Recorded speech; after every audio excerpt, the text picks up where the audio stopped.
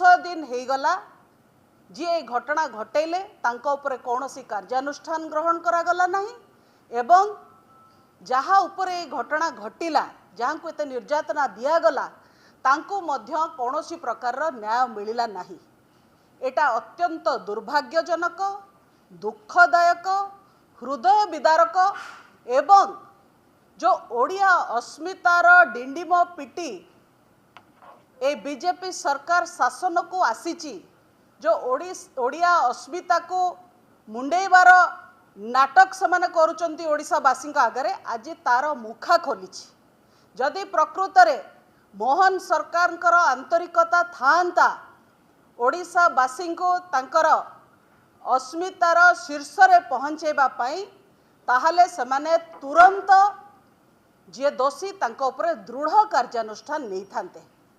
सबुठु दुखर कथा ए पूरा घटना भितरे जे सरकार गोटे मुहरे कहउचंती ओडिया अस्मितार कथा एवं ओडिया केमिति तार सम्मान रो शीर्ष रे पहुँचब आर पटे जड़े अण ओडिया जड़े ओडिया को निस्तुक माड़ मारुचंती ए कथा हाटरे पड़िकी दांडरे गड़िलाणी।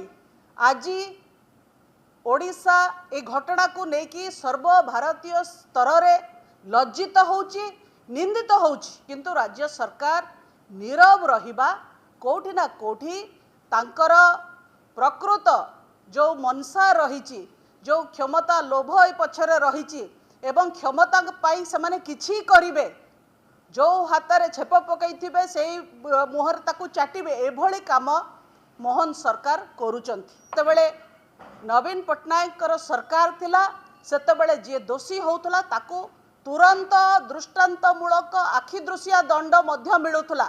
उदाहरण स्वरूप मु कहबी जे पाटनागढ़ सेतेबेलर विधायक सरोज मेहर जे जड़े जेई को आउटबस करैथिले तांको तुरंत गिरफ करा जायतिला।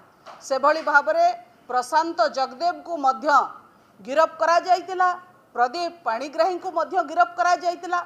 एमती अनेक घटना घटीतिला किंतु एठी सरकार 10 दिन हो गलानी कौनसी कार्यानुष्ठान नौ नाहंती। तांको धर्मपत्नी कहउचंती मो स्वामींकर जीवन को विपद अछि तांको मारी दिया जाई पारे एभली सांघातिक अवस्था रे से ए को सुरक्षा दबा जगार एठी स्पष्ट मोहन माझींकर सरकार राज्यपालक पुओ जे दोषी ताको सुरक्षा दौचंती। तेणु सरकार स्पष्ट करंतु तांकर आभिमुख्य कौन जदि ओडिया अस्मिता प्रति आंतरिकता नहीं सेतिकी सत्साहस थिबा दरकार बाहर की आसिकी कहबा पाई कि ओडिया अस्मितार कथा आमे मिछ कहितिलु निर्वाचन जीतिबा पाई कि 4.5 कोटी ओडिया को भंडेबा पाई ओडिया अस्मितार कथा कहउतलु। जदि ये न करा जाउची ताले आगामी दिन रे बिजु जनता दल रास्ता रे बसिबो गवर्नर हाउस सामना रे राजभवन सामना रे बसिबो एवं आंदोलन करिबो